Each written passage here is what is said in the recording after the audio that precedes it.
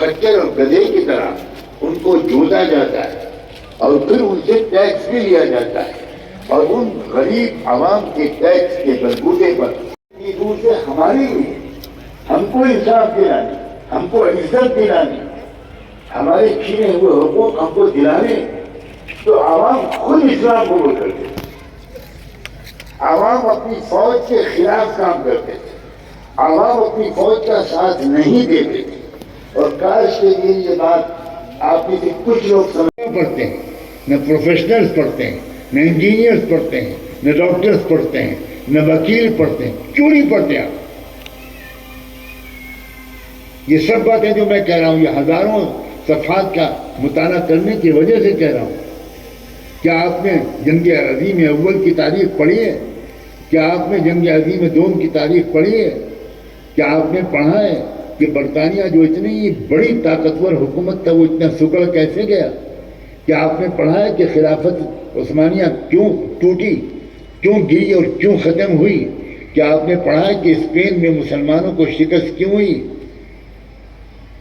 اس لیے کہ مسلمان اسپین کے آپس میں لڑ رہے تھے، چچا بھتیجے کو، بھتیجا چچا کو مار رہا تھا، تخت و تاج کے لیے اور حکومت پر قبضہ کرنے کے لیے پورے شاہی خاندان ایک دوسرے کا دشمن بن گیا تھا۔ آج یہ حالت ہو گئی اس کے بعد اسپین کی کہ اسپین میں ایک بھی کلمہ پڑھنے والا نہیں رہا، پورے اسپین کو نکال باہر کیا گیا، مسلمانوں کو لاکھوں کو مارا گیا جو نکلنے پر تیار نہیں تھے۔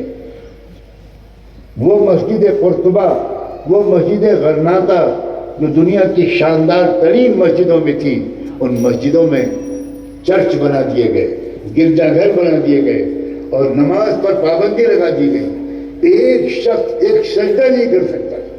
یہ تو علامہ اقبال تھے عاشق رسول، اللہ اکبر۔ علامہ اقبال گئے اور مسجد غرناطہ گئے، مسجد قرطبہ گئے، اور مسجد قرطبہ میں علامہ اقبال نے اذان بھی کہی اور نماز بھی پڑھی۔ بس کیا شکایت کروں؟ اب دنیا بھر کی تھی، یعنی وقت ضائع کرتے ہیں لیکن پڑھتے نہیں ہیں۔ آپ ریلوے اسٹیشن پر بیٹھے ہوئے پڑھتے ہوئے مجھے کبھی نظر نہیں آئے، آپ ٹرین میں بیٹھے ہوئے پڑھتے ہوئے مجھے کبھی نظر نہیں آئے، آپ جہاز میں اور ہوائی اڈے پر بیٹھ کر پڑھتے ہوئے مجھے کبھی نظر نہیں آئے۔ اور ہزاروں مرتبہ انگریزوں کو امریکہ میں، یورپ کے تمام ملکوں میں ہزاروں سینکڑوں مرتبہ دیکھنے کا اتفاق ہوا۔ ان کے نوجوان لڑکے موبائل پر سے نہیں کھیلتے، موبائل پر تصویریں نہیں دیکھتے، وہ بیکار یوٹیوب پر اپنا وقت ضائع نہیں کرتے۔ جس کو دیکھو بیٹھا وہ کوئی کتاب پڑھ رہا ہے، اور وہ کتاب کوئی ناول اور افسانہ نہیں پڑھتے۔ اکثر لوگ، کچھ ہوں گے لفنگے، لیکن عام طور پر وہاں کے شہری لڑکیاں اور لڑکے 18، 16، 17 سال کے بچے وہ بہت سنجیدہ کتابیں پڑھ رہے ہیں۔ میں بہت چونکہ وہاں جا چکا ہوں تو بار بار مجھے دیکھنے کا اتفاق ہوتا تھا۔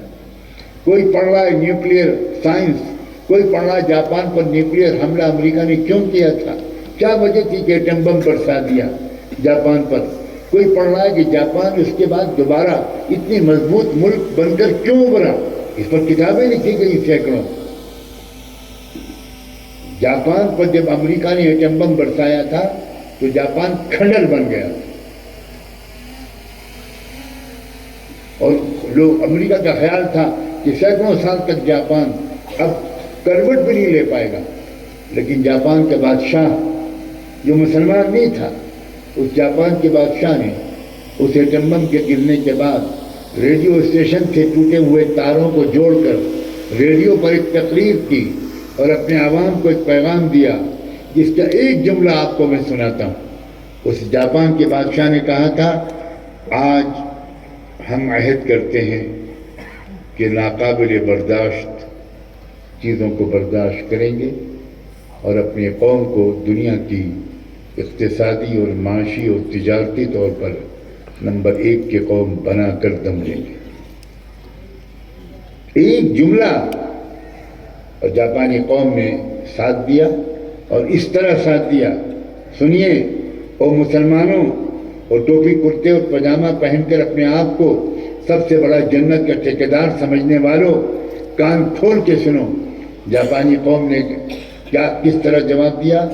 جاپانی قوم نے اس طرح جواب دیا کہ اب تک فیکٹریوں میں ہم لوگ 8 گھنٹے کام کرتے تھے، اس کی تنخواہ لیتے تھے، لیکن ہم 12 گھنٹے اور کچھ لوگ 16 گھنٹے کام کریں گے اور 8 گھنٹے کی تنخواہ لیں گے اور بقیہ 4 یا 8 گھنٹوں کی تنخواہ کو سرکاری خزانے میں جمع کریں گے، تاکہ سرکار پھر سے اس قوم کو اٹھا سکے۔ کتاب میں نکال کر پڑھوں تو ایک کتاب پر نظر پڑی جس کا نام تھا جاپان نمبر 1۔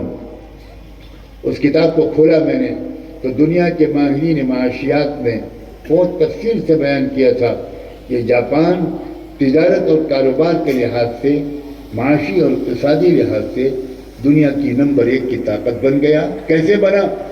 وہاں کے لوگوں کے قومی جذبے کی وجہ سے۔ ہم کام کریں گے 16 گھنٹے، تنخواہ لیں گے ہم 8 گھنٹے کی، اور 8 گھنٹے ہم سرکاری خزانے میں جمع کریں گے۔ ہمارے یہاں کا سرکاری خزانہ تو اس لائق نہیں ہے۔ تھوڑا مسکرا لیجیے، ہمارے یہاں تو دنیا کے شاید اتنے بڑے چور سرکاری خزانے پر قابض ہیں کہ ان کے لیے چور کا لفظ بہت ہلکا ہے۔ ان کو مجھ سے شکایت ہوگی کہ آپ نے تو ہم کو ذلیل کر دیا، آپ نے ہم کو صرف چور کہا۔ ارے اس پر تو ہم آپ کو جیل میں ڈال دیں گے۔ آپ ہم کو چور کہہ کر ہماری توہین کر رہے ہیں۔ ہم تو سلطانہ ڈاکو کے پردادا ہیں بھائی، بلکہ اور کچھ مجھے تو زیادہ ڈاکوؤں کے نام نہیں معلوم، ہو سکتا ہے کولار کے شریفوں کو معلوم ہو۔ اب کیا کریں، ہم چور ہیں؟ ہم تو 10-20 کروڑ چوروں کے بھی باپ ہیں بھائی۔ ہم تو چوری کرتے ہیں، ملک سے باہر بھاگ جاتے ہیں، اور ہماری سرکار اتنی فیاض ہے ہم چوروں کے لیے کہ وہ ہم کو آرام سے ملک سے باہر جانے دیتی۔ واہ، چوتھی پاس سرکار کو کیا امید ہو؟ ظاہر ہے جب چوتھی پاس ہمارا راجہ ہوگا تو پرجا کا حال وہی ہوگا جو آج ہمارا ہے۔ اور یہ راجہ کیوں بنا؟ اس لیے کہ قومی مقصد سے ہم دور ہو گئے۔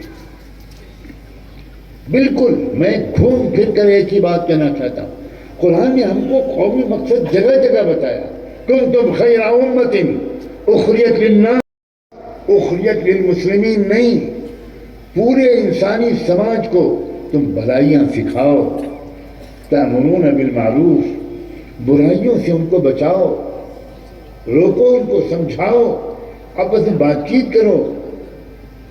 ہماری بات چیت ہی بند ہو گئی، قومی گفتگو ہی بند ہو گئی، کمیونیکیشن ہی بیچ میں ٹوٹ گیا۔ ہزاروں آپ کے ساتھ دفتروں میں کام کرتے ہیں غیر مسلم، وہ بات کرتے ہیں، آپ بات نہیں کرتے، آپ ڈرتے ہیں۔ آپ اسلام کو خوبصورت انداز سے پیش کرنا آتا ہی نہیں آپ کو، آپ نے سیکھا ہی نہیں، آپ نے سمجھداروں کے پاس نہ بیٹھنے کی قسم کھا رکھی ہے۔ آپ تاج محل دیکھنے کے لیے سفر کرتے ہیں، آپ لال قلعہ دیکھنے کے لیے سفر کرتے ہیں، آپ حیدرآباد کا چار مینار دیکھنے کے لیے سفر کرتے ہیں، لیکن آپ سمجھداروں کے پاس بیٹھ کر کچھ گہری سمجھ حاصل کرنے کے لیے کبھی سفر نہیں کرتے۔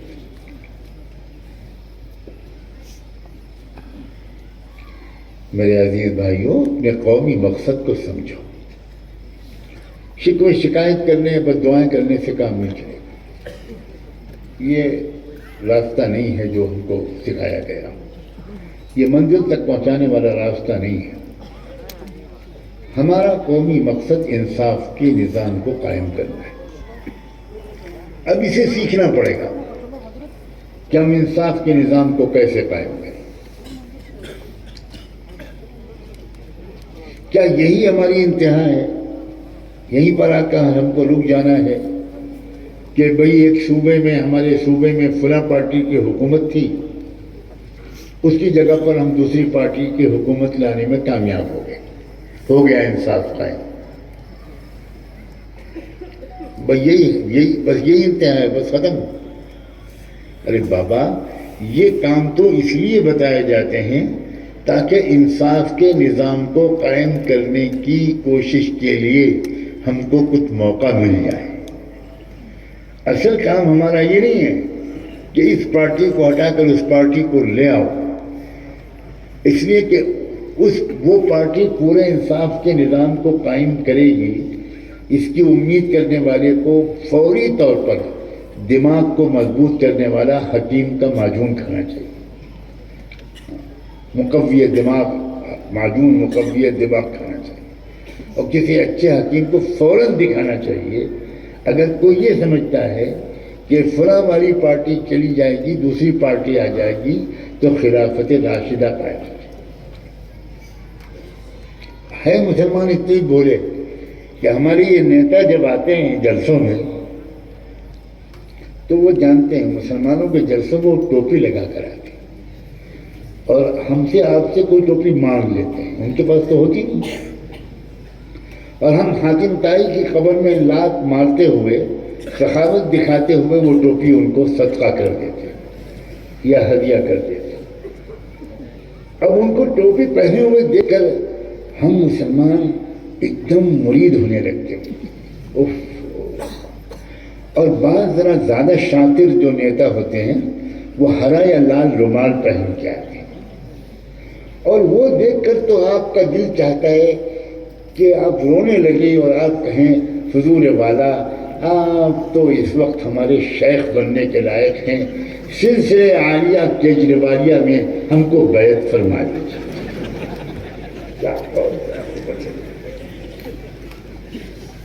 کوئی لالو پرساد سے بیعت ہو رہا ہے، کوئی اروند کیجریوال سے بیعت ہو رہا ہے، اور کوئی یہاں کا جو سی ایم ہے اس کا نام تو مجھے الحمدللہ نہیں معلوم، کوئی اس کے ہاتھ پہ بیعت ہو رہا ہے، کوئی پتہ نہیں کس کس کے ہاتھ پہ بیعت ہو رہا ہے۔ اور اس کے بعد اطمینان سے 5 سال تک خوب ڈٹ کے بریانی کھائیں، کوئی ٹینشن نہیں، کوئی مسئلہ ہی نہیں۔